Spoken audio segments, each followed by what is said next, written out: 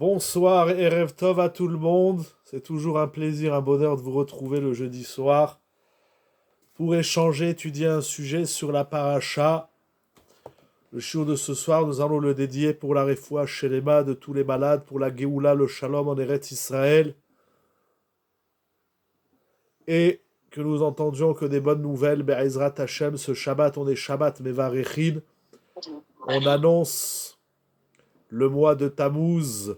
Rosh Chodesh sera la semaine prochaine. Alors que les mauvaises nouvelles s'arrêtent et qu'on n'entende que des bonnes nouvelles, là nous, Ulchol Israël Be'ezrat Hashem. Dans la paracha de cette semaine, Parashat Shelach Lecha Anashim, nous avons dans cette paracha un épisode qui a marqué l'histoire du Ham Israël, et pas seulement dans le passé, mais également dans toute son histoire, même du futur. C'est l'épisode des explorateurs, les Meragelim. Lorsque les enfants d'Israël demandent à Moshe Rabbeinu d'envoyer des explorateurs, alors effectivement, Akadosh Baruch Hu lui dit au début de la paracha, Shelach lecha anashim, envoie des hommes pour explorer la terre de Canaan que je donne aux enfants d'Israël. Il devait envoyer donc un homme par tribu, ish echad, lemate avotav tishlachu. Moshe Rabbeinu, il va les envoyer, ces hommes, kulam anashim, et voici leur nom, ve'ele shemotam, la Torah va les énumérer et les nommer. Et parmi eux, il y a également, parmi ces 12 hommes, il y a Yehoshua et Kalev. En plus de cela, à partir du verset 17, Vaishlach otam Moshe latu et eretz Kenaan. Donc Moshe envoie les explorateurs et il va également leur expliquer, leur décrire la mission qu'ils et la façon dont dont les choses doivent se dérouler. Uritem et haaretz mahi et chazak hi hu arafe amat hu imrav ou maaretz. Est-ce que la terre est bonne ou mauvaise? Est-ce que le peuple qui y habite est nombreux ou pas? Quelle est la nature des villes? Quelle est la qualité de la terre? Donc Moshe Rabbeinu, il va nommer ces hommes et il va leur expliquer également la mission qui leur incombe. Et la Torah nous raconte, donc ils vont monter, explorer la terre, et il va se produire plusieurs choses. Qu'est-ce qu'ils vont voir là-bas? Et au terme de 40 jours, ils reviennent les explorateurs et ils répondent aux questions que Moshe Rabbeinu leur a soumises. Mais voilà que cette histoire se termine mal, puisque ils vont dire du mal sur la terre de Canaan, comme c'est écrit dans le Passouk, la Medbed vayotziu dibat haaretz asher taruota. Ils vont dire du mal. Ils vont donc échouer dans cette mission au point que le peuple tout entier, comme c'est écrit au début du chapitre 14, au point que le peuple tout entier se met à pleurer, Vaïv Kuam Balayla Hahu. Et les Chachamim nous enseignent que la nuit où le Ham Israël pleure, c'est Tisha B'Av, ce qui va par la suite dans l'histoire conduire à la destruction du premier et du second temple. Vaïlonu al Moshe vel Aaron, et le peuple se plaint. Et il va y avoir une plainte sur plusieurs psukim, au point de dire Nitena rosh venashuva mitzrayma. Le Ham Israël demande à Moshe Rabbeinu de revenir en Égypte. Alors Moshe, Aaron, Yehoshua et Kalev, ils sont catastrophés, tel qu'il est écrit au chapitre 14, versets 5 et 6. Et ensuite, Hachem se met en colère. Ad ana yena atsunia amaze vad ana loya minubi. Jusqu'à quand ce peuple va me mettre en colère et jusqu'à quand ils manqueront de foi, de Emouna. Et la Torah décrit quasiment dans le moindre détail la colère d'Hachem, ensuite la tfila de Moshe Rabbeinu, jusqu'à ce qu'on arrive au moment où Akadosh Baruch Hu, il dit qu'ils resteront 40 ans dans le désert. Voilà très succinctement. Alors ce qui est incroyable déjà, ce qu'on peut on va aller jusqu'au Pasouk. Meod. Voilà, jusqu'au Pasouk 39. On a 39 psukim. C'est long, c'est un long passage dans la Torah qui nous parle de cet épisode dramatique des explorateurs.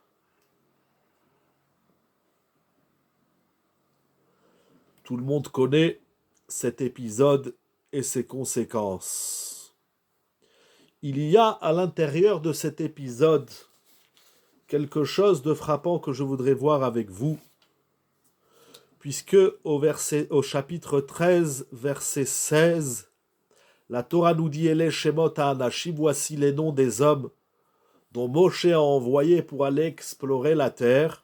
« Vayikra Moshe leHoshea bin Nun Yehoshua » Moshe Rabbeinu va nommer son élève Hoshea, il va le nommer Yehoshua. Et tout le monde connaît l'enseignement de la Gemara dans Masechet Sota que Rashi rapporte sur place. Itpalel alav ka Yoshiacha me'atzat meragelim. Moshe Rabbeinu prie pour que son élève Yehoshua soit secouru par Hachem, que Hachem te secourt ka Yoshiacha me'atzat meragelim, du complot et du projet des explorateurs. Le premier point que nous voyons, c'est que Moshe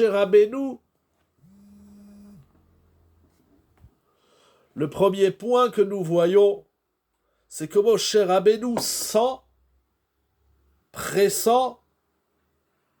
Pourquoi, comment? Il faut fouiller dans les Mefarshim, mais en tout cas, il pressent que ce projet n'est pas tout à fait clair, que cette demande du peuple d'envoyer des explorateurs n'est pas quelque chose de tout à fait, comme on dirait, glatt kasher.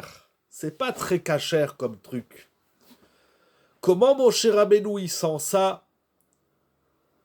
Qu'est-ce qui manquait aux explorateurs? C'est pas le sujet, ce sont des questions qu'il faut élucider, certes. Mais Moshe Rabbeinu, il sent que ça sent mauvais, ça sent pas bon toute cette histoire. Il y a un truc qui est pas clair.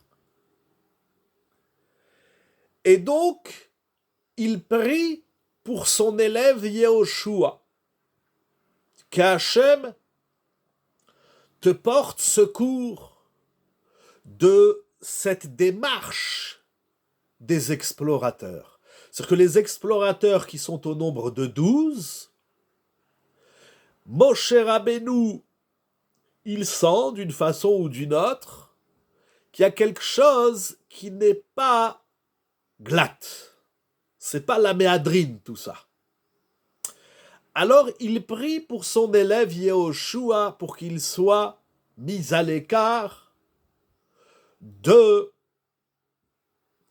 du complot, de la démarche des explorateurs. Un peu plus loin, au verset 22, toujours du même chapitre Perek Yud Gimel, il est dit dans la Torah, Vaya'alu banegev vayavo at Chevron. Les explorateurs, lorsqu'ils vont aller en Canaan, ils vont monter le Negev, le sud, donc c'est un pluriel, Vaya'alu, et ensuite le verbe qui suit est au singulier, Vayavo at Chevron, et il est venu à Chevron. Rashi soulève la question, pourquoi le verbe Vayavo, il est venu? Pourquoi ce verbe est au singulier? Puisque c'est tous les Meraglim, Vaya'alu, ils sont montés par le sud. La cohérence exige que le verbe d'après soit également au pluriel. Le passouk aurait dû dire ils sont montés par le sud et ils sont venus à Chevron. Pour répondre à cette question, Rashi cite la Gemara dans Sota qui dit qu'il y a seulement Kalev qui est parti à Chevron. Kalev levado alach lesham. Ça veut dire que les explorateurs passent par le sud de Canaan. Kalev prend congé des explorateurs et il se rend tout seul à la ville de Chevron. Pourquoi faire? Il n'est pas parti là-bas faire du tourisme ou acheter des souvenirs pour sa femme. Venishtateach al kivre avot. Il est parti sur la tombe des patriarches, des pères, Avraham, Yitzhak et Yaakov. Il dit Rashi, Shelo yenisat lechaverav liyot be'etzatam. Afin de ne pas être entraîné lui aussi dans la démarche des autres explorateurs. Donc Rashi nous dit quelque chose d'incroyable. Il y a dans les explorateurs deux groupes. Il y a les 10 hommes qui vont échouer, et il y en a deux, Yehoshua et Kalev, qui vont pressentir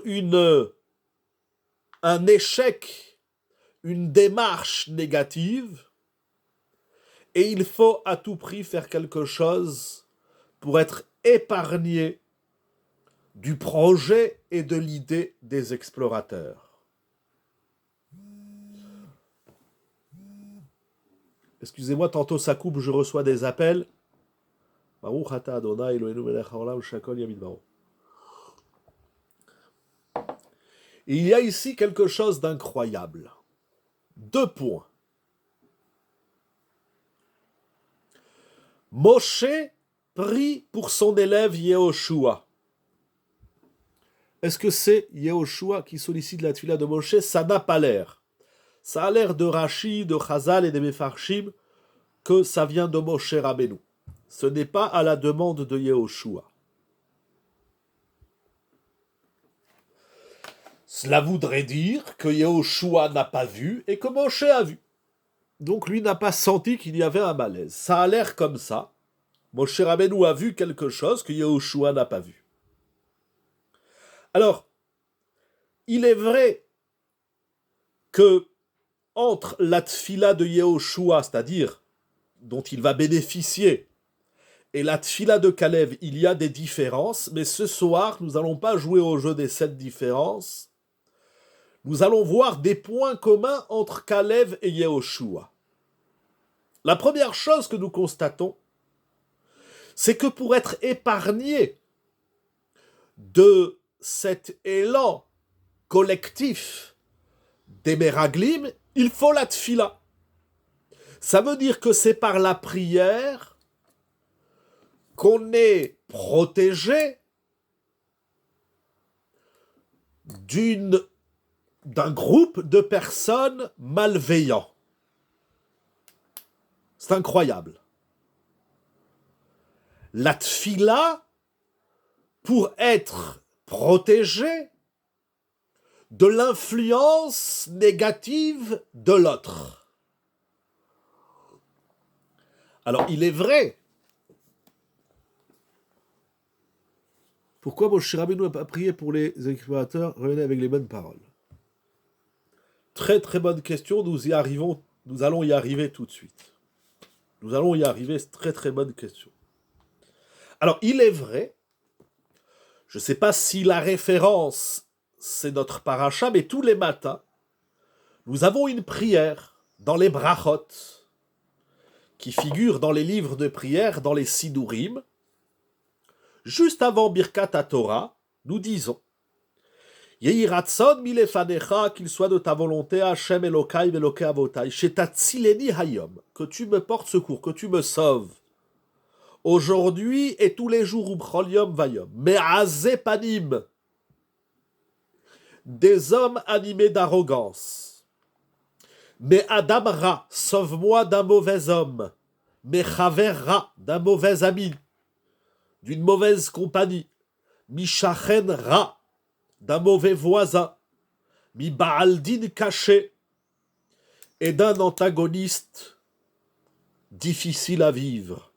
Donc nous prions, je vois une similitude entre la tfila de Moshe pour Yehoshua, la tfila de Kalev, et ce Yehi Ratzon, nous prions pour que Akadosh Baruch Hu nous sauve chez Tatsileni.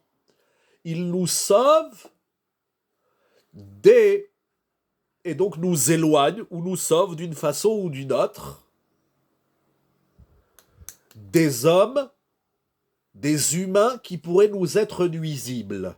Il faut prier pour être protégé de la mauvaise influence. Pour moi, c'est déjà un immense ridouche. Ça veut dire que, certes, il faut prier pour tout dans la vie, bien évidemment, mais ça veut dire qu'il faut prier, ça veut dire ça suffit pas la conscience, les bonnes midotes, le sechel, la réflexion, tout ça ne suffit pas. Il faut prier, en plus de toute cette avoda, pour être mis à l'écart et protégé de groupes de personnes ou de personnes individuelles qui nous seraient nuisibles d'une façon ou d'une autre. Il faut prier pour ça.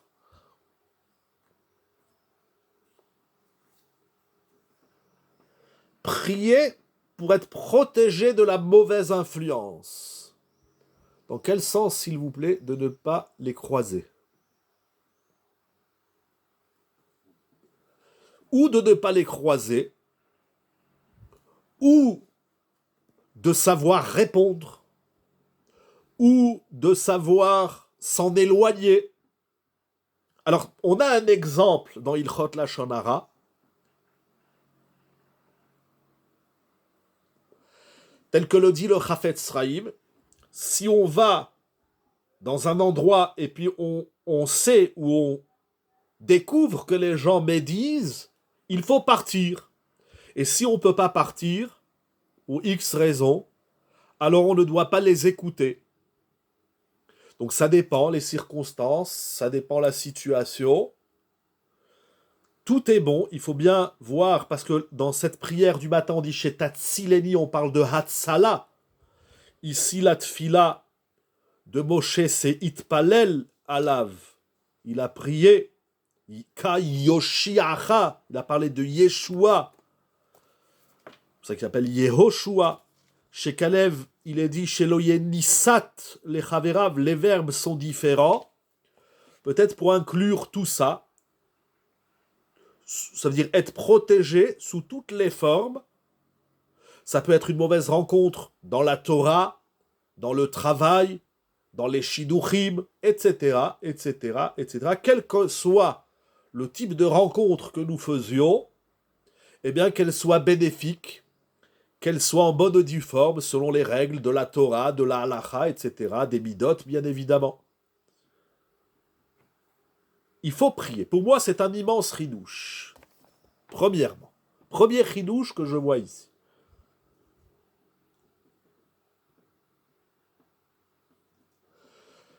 Deuxième point commun qu'il y a entre Yehoshua et d'ailleurs, peut-être que c'est ce qui a manqué au Meraglim, d'où votre question. Pourquoi Moshe ne prie pas pour les autres explorateurs? C'est une grande question, il y a des dizaines de réponses. Mais peut-être que c'est ce qui manquait aux autres explorateurs, c'était de prier. Parce que prier, c'est pas évident. Mais Yehoshua et Kalev, dans cette fila de Moshe Rabbeinu et dans celle de Kalev, nous allons voir quelque chose d'extraordinaire. Un constat qui m'a plu que je voudrais vous partager. Yehoshua lui-même ne prie pas. C'est Moshe qui prie pour Yehoshua. Kalev, c'est lui qui prie. C'est vrai. Mais Kalev, il choisit un endroit qui s'appelle Kivrei Avot, qui s'appelle la tombe des pères, Kivrei Avot. Il n'est pas parti prier au Beth Midrash ou dans les champs ou à la maison. J'ai pas bien compris qui prie quand. Encore une fois, Moshe prie pour que Yehoshua soit secouru du projet des explorateurs. Donc Moshe prie pour Yehoshua. Et Kalev, il va faire un détour par Hebron. Donc lorsqu'il est avec les explorateurs, il va à Hebron pour prier sur la tombe des pères, Kivrei Avot, là où Avraham, Yitzhak, Yaakov sont enterrés, pour prier, pour être lui aussi épargné du projet et de la démarche nuisible des explorateurs. Donc la différence, c'est que c'est Moshe qui prie pour Yehoshua, et là c'est Kalev qui prie pour lui-même. Mais nous allons voir que dans cette différence, il y a un point commun. Bien sûr, Moshe prie lorsqu'il envoie les explorateurs, il donne à Yehoshua sa tfila, et Kalev, c'est lorsqu'ils sont dans le voyage, il fait un détour vers Hebron pour prier pour sa pomme, pour sauver sa pomme.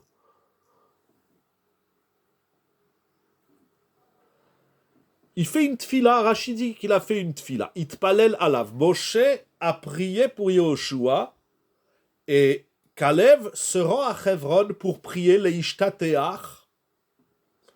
Pour les Ishtateach, c'est se mettre en mode tapis, c'est-à-dire il s'est lancé à terre pour prier, pour être épargné de la Hetza des Meraglim. Le point commun, c'est que ce qui va sauver Yehoshua et Kalev, c'est la tfila. La différence, c'est que pour Yehoshua, c'est Moshe qui prie, pour Kalev, c'est lui-même qui prie. Mais dans cette différence, il y a un point commun qui est très important, qui va nous donner un regard important sur la tfila. Si nous remarquons bien, Yehoshua lui-même ne prie pas, ou il n'a pas vu le problème. Je ne sais pas pourquoi Yehoshua lui-même ne prie pas. Est-ce que Kalev il a vu, Yehoshua il n'a pas vu? Je ne sais pas répondre à tout ça. Mais le point commun entre ces deux tfilotes, c'est qu'il ne suffit pas de prier, de s'adresser à Hachem. Parce que si vous voulez, il a fallu la tfila du Rav à son Talmid. C'est Moshe qui prie pour sauver son élève. C'est-à-dire qu'il faut une tfila d'une dimension qui me dépasse à moi-même. Moi, je prie à hauteur de ce que je suis. Chacun prie à hauteur de ce qu'il est, à sa madrega, à son niveau, de Hirat Shamaim, de Dvekut Bashem, de Ahavat Hashem, de Avodah Shebalev, etc. Chacun prie du niveau où il est. Mais parfois, ils se sont peut-être plus responsables de son élève. C'est vrai, il y a des Mefarshim qui disent ce que vous dites, c'est tout à fait vrai. Il se sent plus responsable de son élève, c'est vrai. Mais je propose une autre lecture. Alors, pourquoi l'avoir laissé partir? C'est valable pour toute fila ou seulement pour la fila contre l'influence? Alors, non seulement qu'il a laissé partir, mais il part pour une bonne mission. Encore une fois, la mission, les Mefarshim parlent de ça, le Ramban déjà, le Rachaim Akadosh, tout le monde parle de cette question, mais la mission en soi, elle n'était pas négative. Ce qui était négatif, c'était la démarche des explorateurs. C'était pas la mission en elle-même. Comme nous allons le lire dans la Haftara, que Yehoshua, à son tour, lorsqu'ils vont arriver en Canaan, 40 ans plus tard, il va renvoyer 2 explorateurs. Très bonne question, je ne sais pas. Pourquoi il fallait un homme par tribu? Bonne question. Yehoshua, il va envoyer 2. Il va envoyer Kalev et Pinchas. Je ne sais pas. Très très bonne question. Mais en tout cas, la mission en elle-même, elle n'était pas négative. C'est les Meraglim, les 10 autres Meraglim qui vont abîmer la mission. Ils sont Be'etza Ra'a, nous dit Rashi. C'est longuement expliqué également, tout le monde ramène au nom du Zohar, l'explication du Zohar Akadosh, c'est ramené dans tous les Mefarshim, il y a plein d'explications. Quelle était la démarche négative? Ou peut-être que le collectif est parti de la mission aussi. Le collectif est parti de la mission. En tout cas, la Torah nous dit clairement que leur erreur, c'est leur parler, c'est comment ils vont rapporter les choses. Vayotziu dibat haaretz. Donc, je vois d'ici, par rapport à une autre question qui a été posée, là, au moins dans cette configuration où on a besoin d'être protégé des autres, ce qu'on appelle la mauvaise influence, quelle qu'elle soit, dans le business, dans la famille, peu importe, dans les shidduchim, etc., on a besoin d'une tfila de quelqu'un de plus grand. On va le voir d'abord chez Yoshua, ensuite on le verra chez Kalev. C'est Moshe Rabbeinu qui prie pour Yehoshua. Moshe ne dit pas à Yehoshua, prie pour être protégé des Meraglim. C'est Moshe qui prie pour Yehoshua. C'est-à-dire que la tfila de Moshe, c'est certainement pas la tfila de Yehoshua. Déjà, ce sont 2 personnages différents. Mais en plus de ça, Moshe, il est le Rav. Chez Kalev, on a le même schéma qui se dessine différemment, parce que c'est Kalev lui-même qui prie. Mais Kalev, il va sur la tombe des Havot. C'est pas anodin. Il aurait pu prier chez lui. Pourtant, on dit que la tfila du Cholé lui-même, il n'y a pas mieux. Mais ici, personne n'est malade, personne n'est Cholé.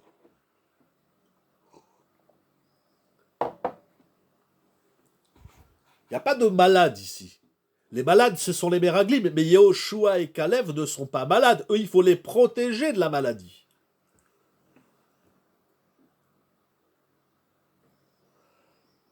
C'est préventif, exactement. En tout cas, je ne sais pas jusqu'où ça va, mais il faut donc un lien entre le priant et le prié. Bien sûr, tout à fait. Maintenant, nous allons voir chez Kalev. Kalev, c'est pas anodin, il va sur la tombe des Havot. Pourquoi il va sur la tombe des Havot? Pourquoi il prie pas chez lui, dans sa tente, à l'hôtel, au Beth Midrash, dans les champs?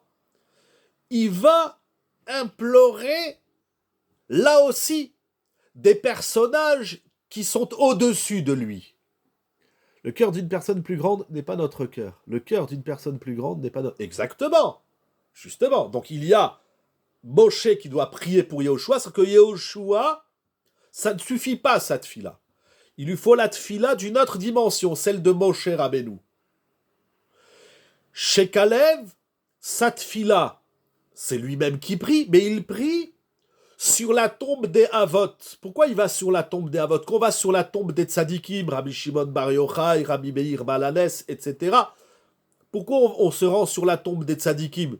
Tu peux très bien prier de chez toi à la maison, au Bet Midrash, à la Yeshiva, au Bet Knesset.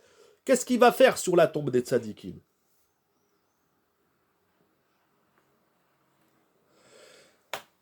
Kalev, il prend conscience que pour être protégé de cette situation, il se rend compte qu'il ne se suffit pas à lui-même. Il lui faut quelque chose de plus grand, de plus haut, qui s'appelle les Avot. Donc là aussi, on a un point commun. Yehoshua, il lui faut une tfila supérieure à lui-même. Kalev, il lui faut un mérite supérieur à lui-même. Il se rend chez les Avot. Est-ce que c'est difficile d'entendre que la prière d'un plus grand est plus entendue? Pourquoi c'est difficile? Pourquoi c'est difficile?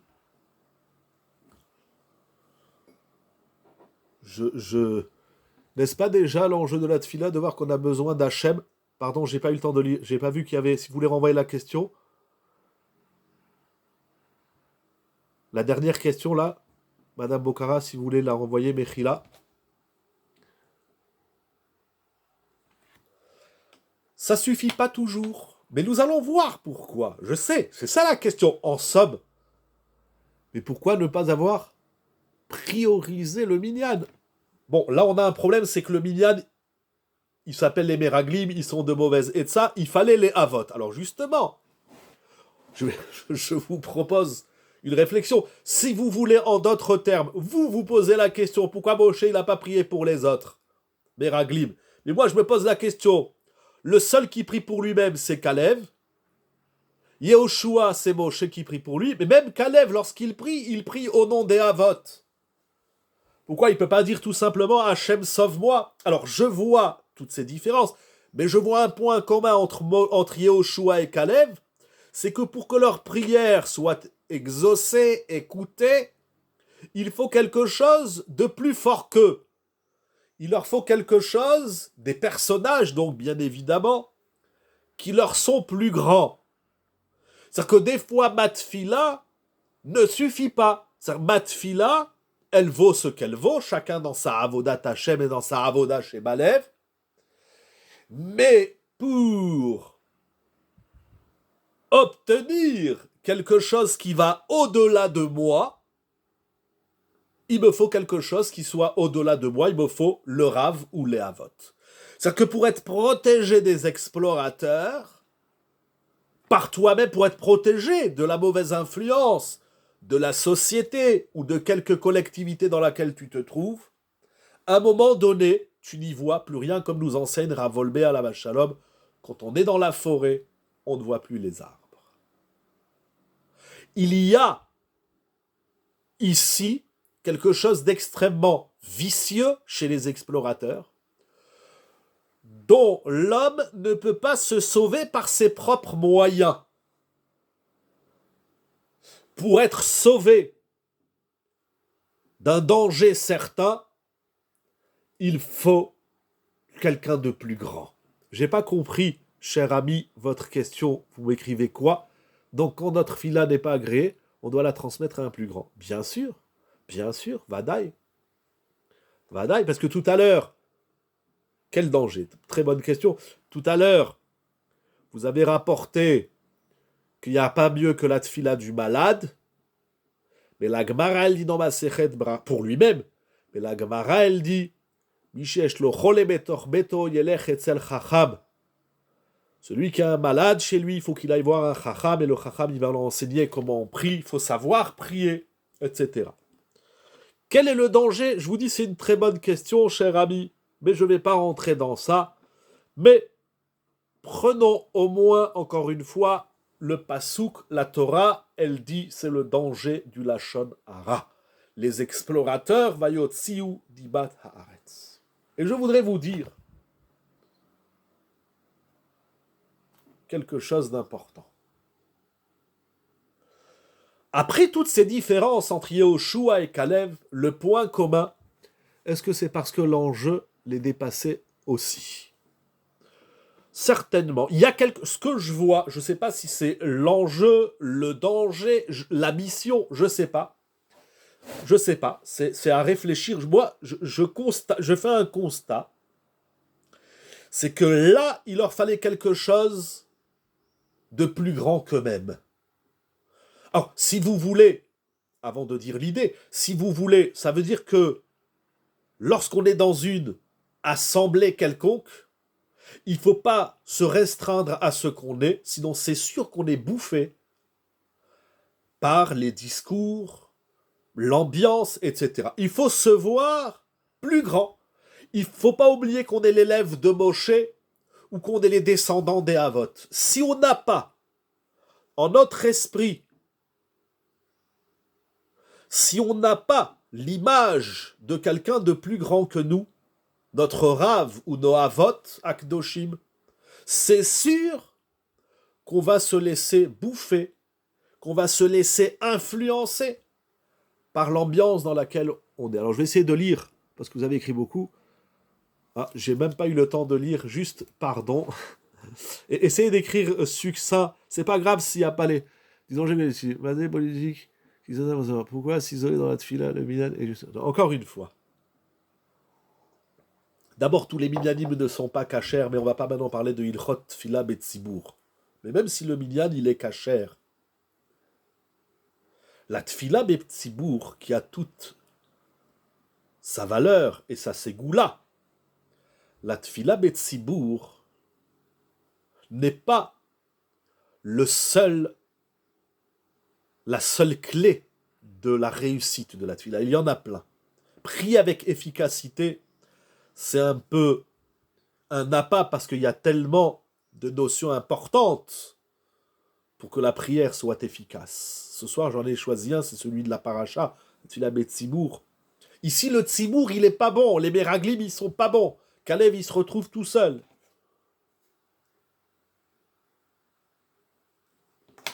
La première idée, c'est que lorsqu'on est en présence d'une collectivité, quelle qu'elle soit, des juifs, des goïms, même un minyan, la famille, un mariage, une chatouna, une réunion, si on n'a pas l'image de quelqu'un qui nous dépasse, c'est sûr et sans aucun doute, on va se laisser influencer par une ambiance, des discours, etc. Pour être protégé, il faut avoir en mémoire le visage de quelqu'un qui me dépasse. Si le seul visage que j'ai, c'est moi-même, c'est sûr que je vais me faire influencer d'une façon ou d'une autre. Il faut regarder vers le haut et pas... Je dirais, il faut regarder vers le haut, mais pas seulement qu'il ne faut pas regarder vers le bas, il ne faut même pas regarder à l'horizontale. Il faut se surpasser. Yehoshua, quand il est avec les Meraglim, il se dit durant toute la mission, je suis l'élève de Moshe Rabbeinu. Kalev, durant toute la mission, il se dit, je suis le descendant des Havot Akdoshim. Ça, c'est premièrement. Deuxièmement, en vérité, pourquoi cela? On peut avancer plusieurs idées, mais une des idées que Akadosh Baruch Hu m'a mis dans ma tête, il ratsonne que ce soit Emet, c'est que le point commun entre Moshe Rabbeinu et les Havot Akdoshim, ce sont par définition des êtres qui ne se sont pas laissés influencer par leur entourage, quel qu'il soit. Pourquoi prier dans ce cas? Autant demander au tzaddik. Nous allons répondre à cette question, pourquoi Moshe l'a pas prié pour tous. Nous allons y arriver. Très bonne question. Très bonne question. Moshe Rabbeinu, il est en train de dire à Yehoshua, Hachem, il va t'aider, qu'Hachem te protège. Mais pour que Hachem, il te protège, c'est moi, Moshe Rabbeinu, ton Rav. Là, Moshe Rabbeinu, il joue le Rav. Parce que la force même de Moshe Rabbeinu, pour être devenu Moshe Rabbeinu, pour être resté Moshe Rabbeinu, et pour devenir Moshe Rabbeinu, par définition, Moshe Rabbeinu, c'est un homme qui ne s'est jamais laissé influencer par son entourage. En aucun cas. Et lorsque ça va lui arriver, il va le payer très cher, l'histoire du rocher ou autre. Moshe Rabbeinu, par définition, c'est l'homme de la société. Pourquoi c'est pas très engageant pour les rabbinim cet épisode? J'ai pas compris votre remarque. J'ai pas compris. Moshe Rabbeinu, je vous laisse expliquer. Moshe Rabbeinu, il dit à Yoshua, si tu veux pas tomber, fais comme moi. Ne te laisse pas influencer par les autres. L'image du Rav, par définition, l'image ici de Moshe Rabbeinu, c'est que Moshe Rabbeinu, c'est un homme qui est influencé par personne. Personne au monde. N'est-ce pas très engageant? Cela veut dire que les rabbinim doivent veiller. Ah, ça, tout à fait, ça c'est clair. Les rabbinim doivent veiller sur leurs élèves. Les rabbinim doivent prier sur leurs élèves, comme ça il écrira Volbé dans Aléchour. Bien évidemment que c'est très engageant. Un rave, c'est du boulot. Vous croyez un rave, ça fait que des zooms et des pièces de théâtre? C'est très très engageant d'être rave, bien sûr. Bien sûr. Il y a même la tfila du médecin pour ses patients. La même chose pour Kalev. Kalev, il va sur la tombe des Havot. C'est quoi la particularité de Avraham, de Yitzhak et de Yaakov? Avraham, Yitzhak et Yaakov sont par définition des hommes qui ne se sont pas laissés influencer par une quelconque société.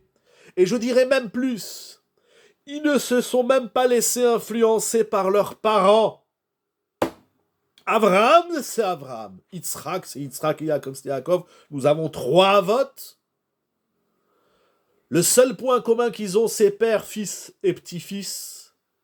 Ils ont Akadosh Baruch Hu, la Emouna, la Torah. Mais chacun a développé sa personnalité dans toute sa singularité. Kalev, il est parti sur la tombe des Havot parce qu'il s'inspire des Havot. Avraham, il a quitté sa famille, il a quitté son pays, influencé par personne. Il y a des convictions fortes. Il y a des enjeux forts. Vous allez voter dimanche. Votez ce que vous voulez. Ce que vous comprenez. Si déjà on comprend quelque chose, c'est un exemple de la société. Qu'est-ce qui est mieux pour le Ham Israël? Certains diront les uns, certains diront les autres, certains diront ni les uns ni les autres. Mais c'est un exemple. Et si votre femme, elle veut voter A et vous B, c'est pas grave. C'est un exemple, bien évidemment. Mais où est-ce que la pleine singularité de ma personne s'exprime dans ma vie? C'est dans la tfila. Dans la tfila, on est seul devant Akadosh Baruch Hu Ishtabar Shemo. Et vous avez parlé du minyan, il faut savoir, avec toute l'importance et la puissance de la tfila minyan. Baruch Hashem ici, il y a plein de minyanim. Celui qui habite dans une île où il y a un seul minyan, c'est pas toujours évident. Mais alors, vous limitez ma singularité au Havot ou au Rav? On ne peut pas... Non, pas du tout. Pas du tout. Au contraire. Le Rav m'inspire, non pas pour que je devienne lui, mais il me dit, de la même façon que moi, je suis devenu moi, toi, tu dois être toi. Comme ça, il écrira Volbé. L'élève, il fait pas du chikouille, il fait pas du recopiage. C'est pour ça que 2 personnes vont poser là chez l'un un Rav, ils vont avoir 2 réponses. Les gens, ils comprennent pas des fois.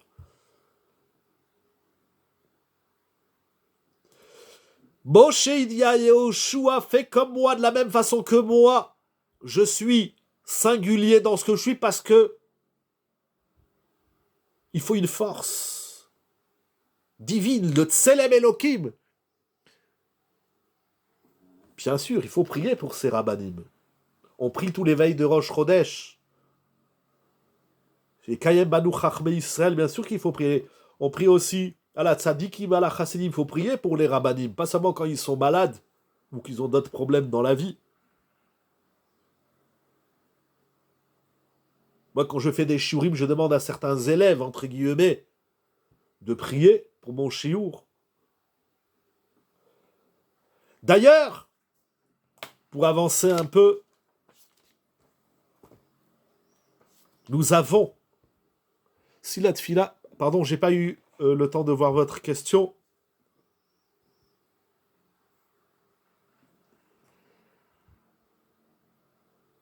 Non, encore une fois.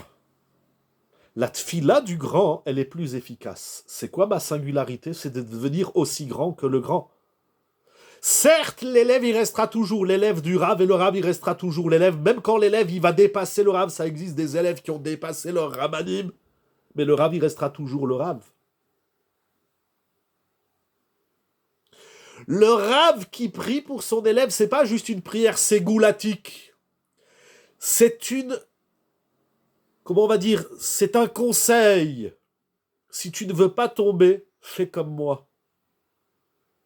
Sache, et c'est pas évident, dans la famille, à la synagogue, au travail, la société ne nous aide pas. Et la société refuse la singularité des individus. Toute société soit-elle. La Torah, elle mise sur la singularité de l'individu. Et c'est ça que le Rav, il apprend à son élève. C'est ça que Avraham, il a dit à Yitzhak, surtout ne sois pas comme moi. Moi, je suis Avraham Avinu. Mais toi, tu seras Yitzhak. Comment il a dit le Rav? Rabbi Bunam. Si je ne me trompe pas, c'est Rabbi Bunam. Comme ça, il a dit aussi Rabbi Israël Salanter. Beaucoup de Gdolim, ils ont dit. Mais Rabbi Bunam, il a dit, Rabbi Bunam de par Shisra, il a dit, des fois je me dis, j'aimerais bien être Avraham Avinu. Mais en vérité, Avraham Avinu, il a déjà existé. Et moi, je ne suis pas Avraham Avinu. Hachem, il n'a pas besoin de deux Avraham Avinu. Akadosh Baruch Hu, il a fait Avraham Avinu et il a fait Rabbi Bunam. Eh bien, si Avraham, il est devenu Avraham, Rabbi Bunam, il doit devenir Rabbi Bunam. Comme ça, il a dit Rabbi Israël Salanter à son élève Rav Naftali Amsterdamer. Parce qu'un jour, Rav Naftali, l'élève de Rabbi Israël Salanter, il a dit, si j'avais la tête des Gdolim, j'ai oublié, il parle de Rabbi Akiva Iger, si j'avais le cœur du Reshit Rochma, je crois, j'ai oublié les noms des Gdolim qu'il a dit, alors je serais un grand tzaddik. Et Rabbi Israël, il a dit à son Talmid, il a dit, Akadosh Baruch il t'a fait ni Rabbi Akiva Iger, ni tel autre tzaddik. Akadosh Baruch il t'a fait Rav Naftali avec ta tête et avec ton cœur, et tu dois être Rav Naftali avec ta tête et avec ton cœur. On s'inspire des Gdolim, bien évidemment, de son Rav, des Avot Akdoshim. Mais on s'inspire non pas pour les recopier, on n'est pas des photocopies. Comment trouver sa propre singularité, c'est tout un travail. Mais ça, c'est le Rav qui apprend au Talmid. Ça, c'est les Avot Akdoshim. Très bonne question, Morav et Rabotai. On commence la Tfila, la Hamida. Baruch ata Hashem Elokeinu ve'Elokei avotenu Elokei Avraham Elokei Yitzhak ve'Elokei Yaakov. La première bracha de la Hamida, elle s'appelle Birkat Avot. C'est Nora ve'Ayom, cette première bracha. C'est la prière des pères, la bénédiction des pères, Birkat Avot. Et cette phrase, Elokei Avraham, Elokei Yitzhak ve'Elokei Yaakov, elle me dérange énormément. Vous savez pourquoi? Et pourquoi pas citer Moshe Rabbeinu et que les Avot? J'ai cette question depuis des années, j'ai pas de réponse. J'ai pas de réponse. Je vous dis, ça fait des années que je me pose la question pourquoi on parle pas de Moshe Rabbeinu. Très bonne question. Je le dis parce que vous la posez. Mais cette phrase, elle me dérange. Le Dieu de Avraham, le Dieu de Yitzhak et le Dieu de Yaakov. Pourquoi on dit 3 fois le Dieu? On aurait pu dire le Dieu de Avraham, Yitzhak et Yaakov. Elokei Avraham, Yitzhak, ve'Elokei Yaakov. Pourquoi Elokei Avraham, Elokei Yitzhak, ve'Elokei Yaakov? Vous comprenez la question, Rav Rabotai? Alors, si Rav Wolbe Alav Shalom, il écrit dans Aléchour que si nous parlons des Avot, c'est pour s'inspirer des Avot, il faut apprendre les midot de Avraham, de Yitzhak et de Yaakov. Exactement, vous avez compris le pshat. Parce que le lien que Abraham, Yitzhak et Yaakov, ils ont avec Akadosh Baruch Hu, c'est pas le même. La filiation... pardon, cher ami, une petite seconde, monsieur Meyer. La singularité de Abraham, Yitzhak et Yaakov ne crée pas le même lien avec Akadosh Baruch Hu, Ishtabar, Shemo, bien sûr, que je m'en il est Echad, Yachid ou Miyuchad. Mais comment toi, tu vis le bon Dieu? C'est pas comment l'autre, il vit le bon Dieu. Et d'ailleurs, ça fait des grandes marlokta dans les Rishonim, le Rambam dans le Moré, le Even Ezra, Rav Sadia Gaon, Veod, c'est des grands sujets. Et l'Ok et Avraham, lorsque Yitzhak il devait découvrir Hachem, il a découvert dans sa singularité. Et l'Ok et Yaakov, et nous le voyons d'ailleurs durant tout le livre de Bereshit, on dirait, bon j'allais dire une phrase grave et fausse, le lien que chacun il a avec Akadosh Baruch Hu Ishtabar Shemo, c'est complètement singulier. C'est pas le même. C'est le même Hachem, bien évidemment. Hachem il est Echad, Yachid ou Miyuchad. Akadosh Baruch Hu il est un et unique, il est Echad. Mais comment toi tu te rattaches à ce Echad? C'est pas comment l'autre il se rattache à ce Echad. Ouais, mais Rabotai, j'ai même pas fait la moitié du shiur. Je voudrais terminer avec quelque chose d'exceptionnel que j'ai lu cette semaine. Ah, pardon, monsieur Meyer, vous voulez, avant que je continue, Michila, juste que je trouve la page. Oui, vous vouliez dire quelque chose, monsieur Meyer? Le canal avec Hachem par la bénédiction, c'est irremplaçable par l'enseignement. J'ai pas compris. Le canal avec Hachem, est-ce qu'il est irremplaçable par l'enseignement? Michila, j'ai pas bien compris votre question.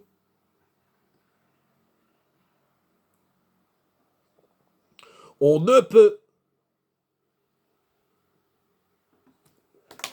découvrir Hachem et dans le monde, et le Hachem qui est en nous, seulement si on a reçu l'enseignement d'un Rav ou des Havot. Parce que la première bracha, l'Amida Magen Avram, c'est que à travers Avram Avinu qu'on peut découvrir Akadosh Baruch Hu, et c'est que, comme il dit Ravolbe, qu'à travers le Ham Israël qu'on découvre Dieu dans le monde.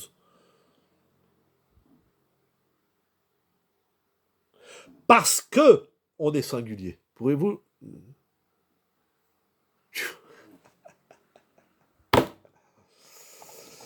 Je ne sais pas si je pourrais et si j'ai le temps. C'est quoi la singularité, mais... Je vais vous faire un cadeau, cher ami. Je vais vous faire un cadeau. Combien de temps il nous reste? Ouh là, il ne reste pas beaucoup de temps. Je vais vous faire un cadeau. La singularité, comme ça, il m'a appris mon Rav. Ce sont des cadeaux, Baruch Hashem. Merci beaucoup, Todarama. Qu'Hachem, il vous comble de brachot, de bonheur, pour nous et pour tout Israël. Quand je me suis marié, mon Rav, le Rosh Yeshiva de Getzen, Rav Avram Gourvitz Shalita, il m'a dit la particularité du couple juif, c'est Ve'afta l'ereacha kamocha. Voilà, 3 petits points, je vous laisse réfléchir. Parce que c'est pas trop le sujet, même si j'adore parler du couple. Mais je voudrais terminer avec un chidouche extraordinaire. Vous avez posé la question, messieurs, dames, très chers amis, pourquoi Moshe Rabbeinu y prie pas pour tous les Meraglim? En vérité, Moshe Rabbeinu y prie que pour Yehoshua. Il n'a même pas prié pour Kalev. Alors j'ai ici un livre extraordinaire qui s'appelle Netivot Da'at, d'un Talmid Racham, d'un Rav qui s'appelle Rav Shmuel David HaKohen Gross. Et il écrit quelque chose de foudroyant qui va vous permettre de comprendre quand est-ce que la prière, elle est efficace. Il ramène au nom du Soukat David. Si on a le temps, je vous dirai aussi ce qu'il ramène au nom du Yeshuot Yaakov, ça va à peu près dans la même idée. N'oublions pas que Moshe y prie pour Yehoshua, et moi je rajoute que Kalev y prie au nom des Havot. Il demande le Srut Havot, que Rav Dessler aussi explique que Srut Havot, c'est pas on prend le mérite des Havot. Le Srut Havot, c'est s'inspirer des Havot.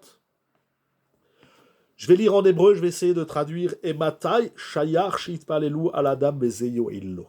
Quand est-ce qu'on peut prier pour un autre et que ça marche? C'est des fois tu pries pour l'autre, ça marche.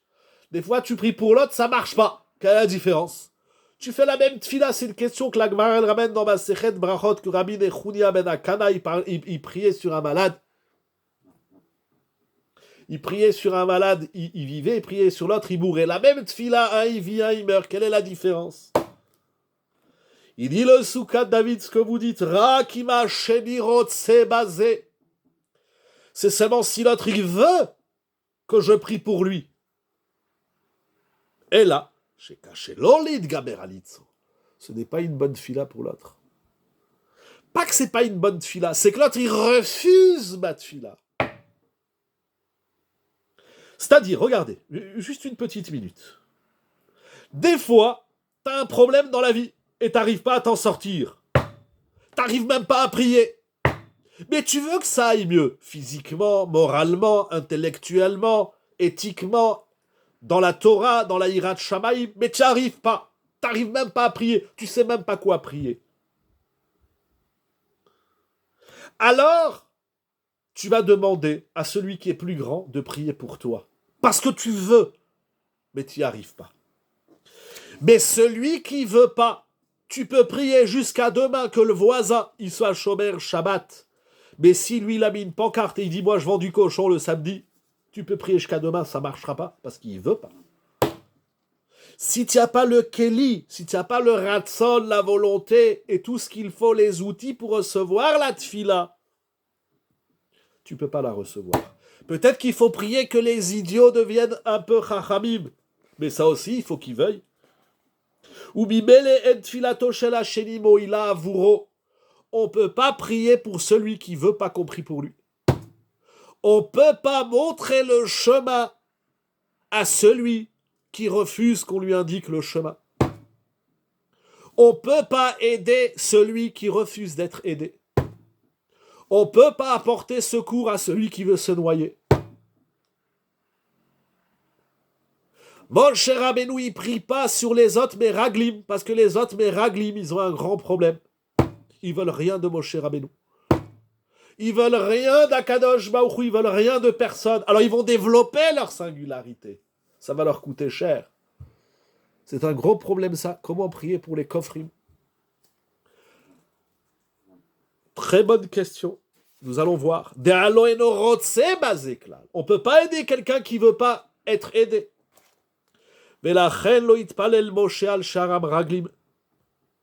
Parce que lui, il savait qu'ils sont be'etzara leotzidiba laaretz. Et ils voulaient rien entendre. Ils avaient une etza. Utsu, etza vetufar, daberu davar velo yakum, ki Immanuel. Ils étaient dans leur etza. Ils avaient déjà leur idée. Ils étaient hermétiques à leur idée.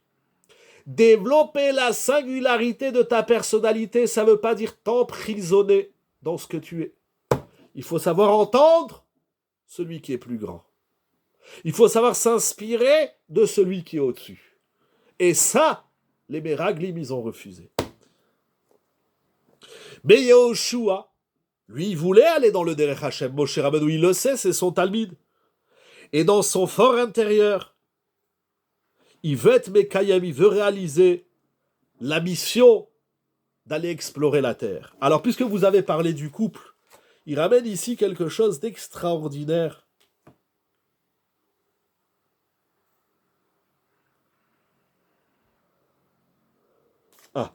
Il ramène au nom d'un sefer qui s'appelle le Or Chaim. C'est pas le Or A Chaim. Le Or Chaim.